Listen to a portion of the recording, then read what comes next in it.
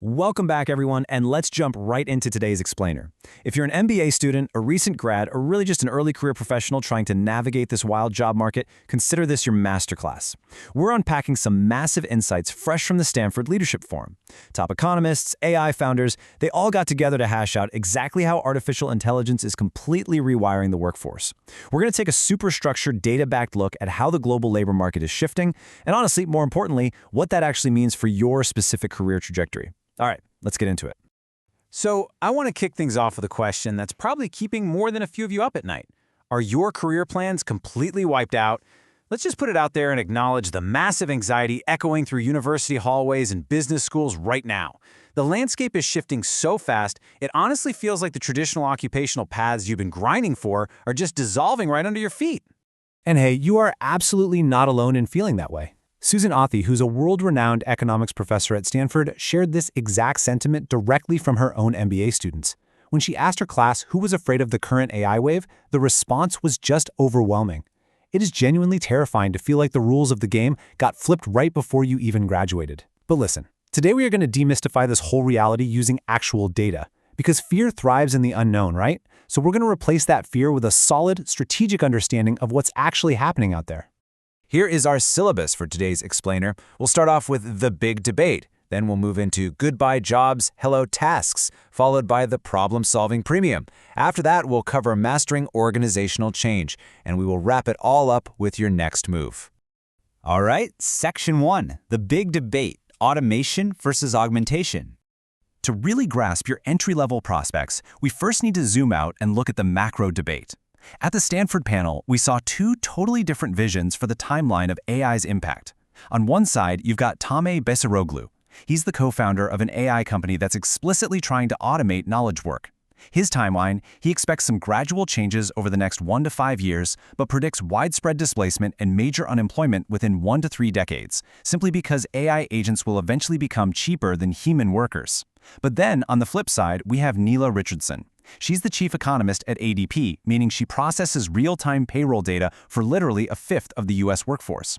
She points out that massive demographic shifts, like aging populations and retiring boomers, are actually creating huge labor shortages that AI just won't easily fill. So instead of immediate automation wiping us out, she sees a massive, immediate need for job augmentation, basically upskilling young workers right now to handle really complex AI-assisted tasks. Which brings us to a pretty wild number, 28%. According to ADP's global survey, only 28% of U.S. workers actually feel their jobs are safe from being eliminated. That is a ton of insecurity across the board. But here's the massive takeaway from Neela Richardson's research. If you actively invest in upskilling, that feeling of job safety doesn't just bump up a little, it increases by 5 times. So it's really not about bracing for a storm, it's about adapting to the changing climate. And that adaptation requires a totally fundamental shift in how we even look at work. Moving on to Section 2. Goodbye jobs, hello tasks, redefining the labor market. We seriously need to completely redefine how we look at the labor market. Because if you're clinging to a rigid job title right now, you're kind of playing by the old rules. Just think about how this paradigm shift breaks down. In the old economy, your entire focus was your job title, right? You trained to be an economist or a software developer. But in the new economy, we have to start thinking in terms of tasks. Neela Richardson even joked that one day we're going to stop looking at a national jobs report and instead we'll be looking at a task report, measuring the creation and destruction of very specific activities. Your skill set needs to shift from highly specific technical training over to high-level AI orchestration and problem breakdown. Your career trajectory? It's no longer this neat linear ladder, it's a super fluid adaptation of different tasks. Let's actually look at some hard data to back this up.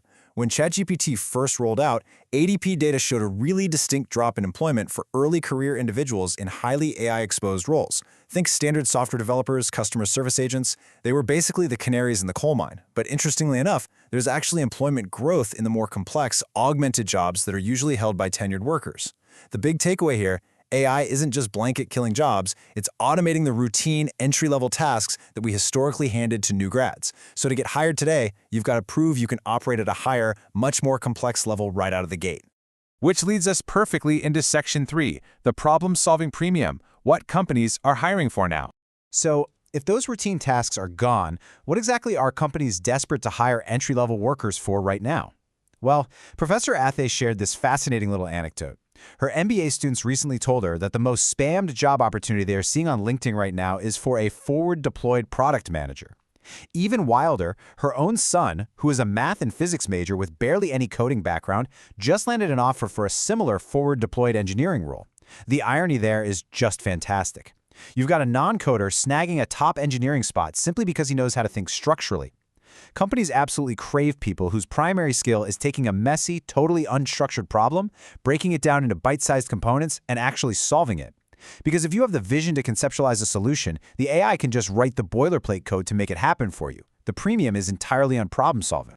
Even Tamai Besaroglu, who is literally building an AI automation company, is actively trying to hire 50 junior engineers right now. But the daily workflow they're expecting? It's entirely new.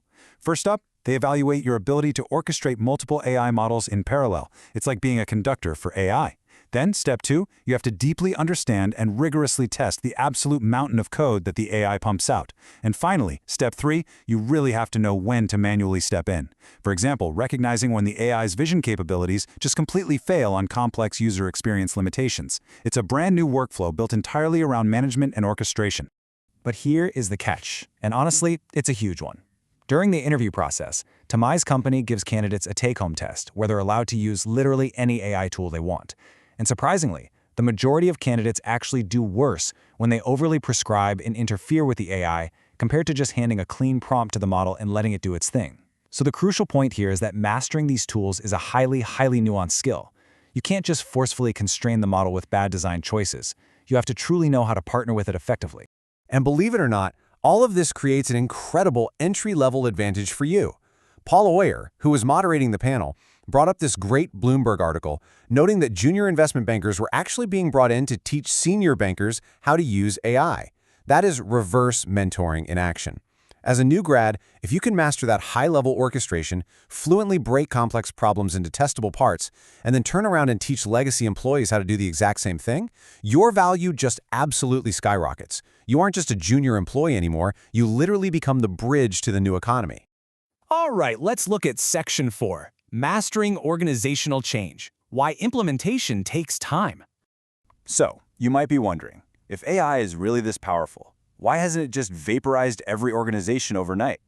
Well, it's absolutely crucial to separate raw technological capability from actual on-the-ground implementation. There are massive bottlenecks to AI adoption right now. Like, we might have an AI that discovers amazing new drug molecules, but we still have to wait years for human trials and FDA approvals. Law firms are scrambling, trying to figure out how to restructure their entire billing models and workflows because AI can suddenly draft documents instantly. And on a global scale, we're looking at a 10-year journey just to digitize the dusty legacy IT stacks of these massive, slow-moving corporations. Like Professor Athey points out, the organizational change required to pull this off is profound. It's messy, it's highly iterative, and it is slow. And frankly, this bumpy road is fantastic news for you.